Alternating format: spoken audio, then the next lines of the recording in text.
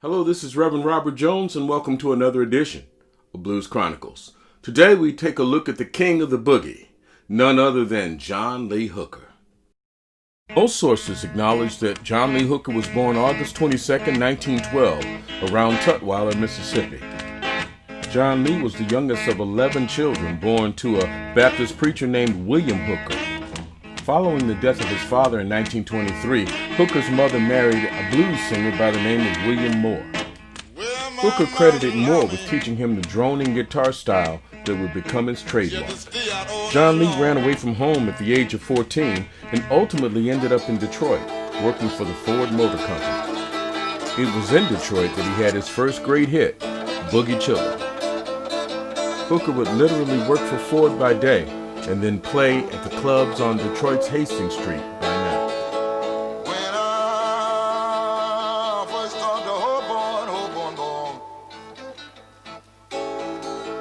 I took a freight train to... This clip shows John Lee Hooker in the mid-60s in Europe during the American Folk Blues Festival tour.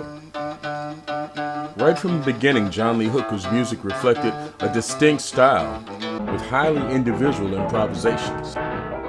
Notice Hooker's left hand when he's playing with Muddy Waters' band at the 1960 Newport Jazz Festival.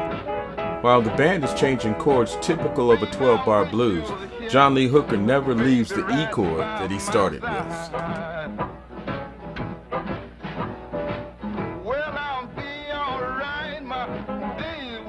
On the other hand, no one was better at telling a story using one chord to create tension, emotion, and power in his storytelling.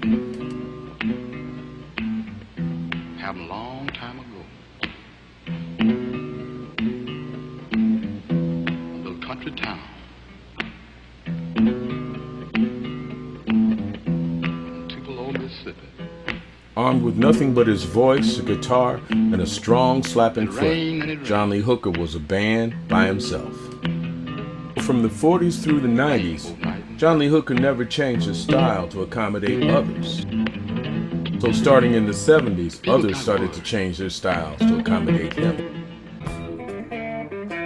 In 1980, he had a cameo appearance in the movie Blues Brothers, and a new generation discovered John Lee Hooker.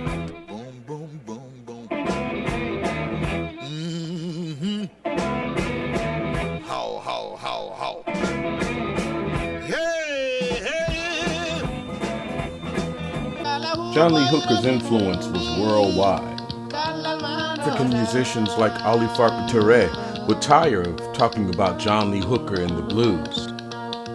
But it is apparent that the griot music of Mali and the hill country music of Mississippi have common roots.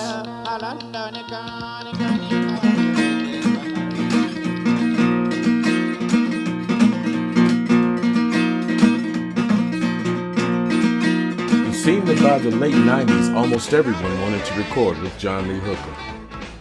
Simple blues that he had recorded in 1948 would allow the likes of Bonnie Raitt, Robert Cray, Carlos Santana, and Ry Cooder to all jam together. John Lee Hooker remained active until the very end. Hooker died in his sleep June 21st, 2001. He's buried at the Chapel of the Chimes in Oakland, California. Survived by 8 children, 19 grandchildren, and a host of great-grandchildren. There was literally no one quite like him. For Blues Chronicles, this is Reverend Robert Jones.